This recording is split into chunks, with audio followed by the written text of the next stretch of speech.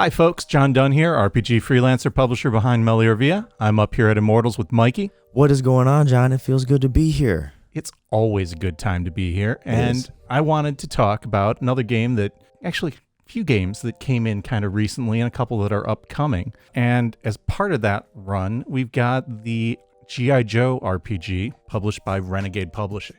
Nice. You know what? I know about GI Joe. I don't know specifically about the RPG, but I know about GI Joe lore. GI Joe cartoons came out when I was a kid, and I had the toys. I'm a big fan of the media back in the 80s. There's been a lot of great stuff that's come out since then. This game is really intriguing because it's the first time it's been treated as a role-playing game. And what's very interesting about it, to me at least, is Hasbro owns GI Joe the property.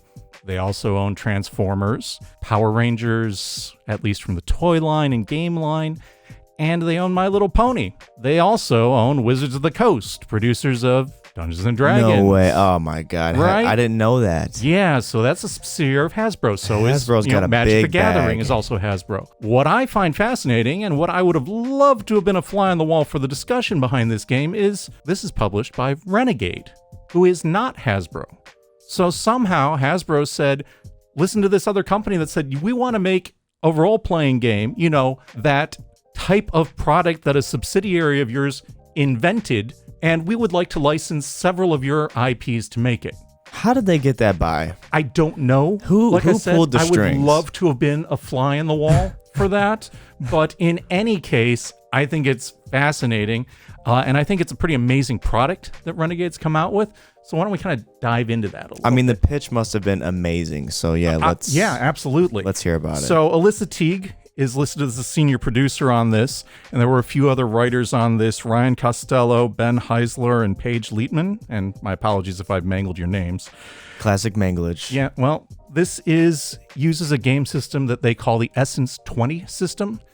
It's a system that focuses on a D20, but it is not the D20 system that you might be familiar with as a derivative of past editions of Dungeons & Dragons. It draws on a lot of different iterations of G.I. Joe, so if you're a fan of one particular version of the property, and there have been quite a few since the 80s, and really even going back further than that, most of them are kind of featured here, and it would be pretty straightforward to use what's in here to cover really any of those different iterations. There is some fantastic artware here. I believe a lot of it is drawn from the license, so if you're a fan of any of the different comic series or cartoons, you're probably going to recognize some of that imagery, or at least things that are very similar to the imagery from those different properties. Front page looks epic. Oh yeah, it absolutely is. Looks stressful. The only thing I didn't see going through here was anything from the films, the live action films, and again, that's probably just a different licensing issue. It has to be. Those are the movies I remember too, those live action ones. Sure, yeah. There's some great stuff in there. Diving into the book, character creation is chapter 2, so basically once you just get back to past the what is a role-playing game and what is G.I. Joe kind of stuff. In character creation, they cover your essences, which in other systems they call attributes, but since this is the Essence 20 system, that's kind of the focus of it. There's 4 of them: strength, speed, smarts, and social. And then you dive into your character's influences and hang-ups.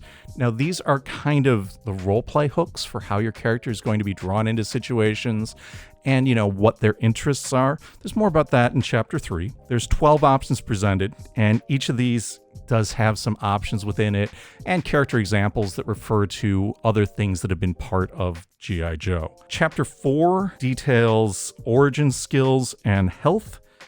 And again, it's kind of introduced in character creation. There's 9 different options for those origins, and there's military options, but then there's also non-military options. So, G.I. Joe isn't necessarily formally just a military-only unit. There can be operatives drawn from other agencies that might have a membership within it, at least in some of the iterations. After that, Chapter 5 gets into the role, perks, trainings, qualifications. They give you some options here. There's about 7 different ones, and then there's foci for those as well. This is pretty much the analog to a class, if you wanted like a D&D or a Pathfinder type comparison.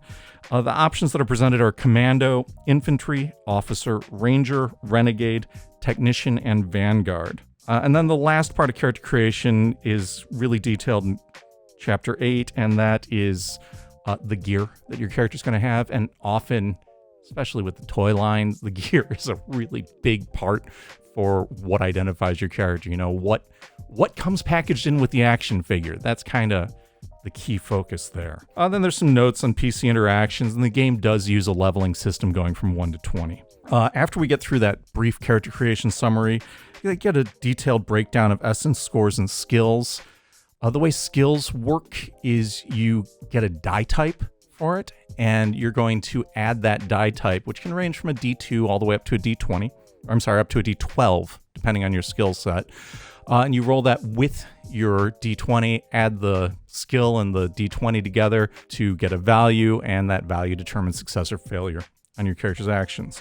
There are modifiers, perks, abilities, what type of gear you have, and even situational ones that can shift things up and change the die type. You can even get into ranges of where your character automatically fails or automatically succeeds based on the difficulty of the action and how many modifiers you're getting into play there. And then there's edges and snags, which kind of work a lot like disadvantage and advantage if you're familiar with D&D 5th edition. Difficulties range from 5 all the way up to 30, and a 30 is pretty extreme, whereas a 5 is pretty easy, just based on the die combinations that you're getting in there.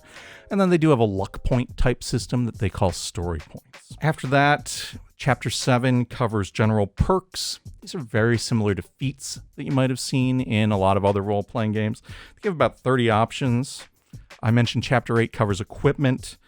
That's got weapons, clothing, kits, gear, pets, drones, and vehicles, because, those were iconic for some of the characters throughout. Chapter 9 gets into your combat rules. These are fairly straightforward, but they are pretty detailed, as you would expect them to be for GI Joe. And no, just because a android's coming at you doesn't mean that they immediately fall down and die when you shoot at them. What? Yeah. And it is possible for your character to get hurt, contrary to no way. Contrary portrayals. to GI Joe portrayal, no Yeah. way. Chapter 10 covers exploring rules. This covers things like movement and terrain and, some kind of situational stuff. Chapter 11 gives you some locations. A couple of these are kind of iconic things that you would think of when you think of the properties, and other ones are ones that are just, a little more universally useful. Chapter 12 is threats. Again, these are going to be your iconic NPCs. A lot of the villains that come to mind when you think of G.I. Joe are showing up in here. And then Chapter 13 is GM advice section, and it does include a sample adventure. Seems like a pretty solid adventure for just, getting your feet wet in the setting and getting your group together and trying things out to get a good handle on what these rules and characters, how they're going to work together, and if it's going to be a good fit for your play style. Again, this is published by Renegade Game Studios. Full color hardcover, really pretty throughout. I want to see some artwork in there. Yeah, just a solid use of the property and the license that they've got here to really show stuff off pretty effectively. Sure looks to me like a couple of the characters that I'm familiar with. Looks intense. About 350 pages, and this is a cover price of $55. We've got several copies here at the store, and we do also have some of their Power Rangers stuff as well up here if you want to take a look through that one too. Wow, yeah, it's on immortalsinc.com too, right in the description. And that book is actually seems like pretty thick for $55. Yeah, and I did say it uses their Essence 20 system. This is all completely contained within here. You don't need another rule book or anything. This is your setting and your rules all in one volume. And this is good if they were able to somehow pull off the licensing and go past a company like Hasbro, who has the upper ranks like Apple, if they have Wizards of the Coast on their belt. Yeah, they're a major company, and clearly their business acumen has met with success. So I don't know how this agreement worked out, but I am impressed that Renegade managed to pull it off. I'm impressed too, so try it out. Till next time, folks, good gaming. It's a pleasure.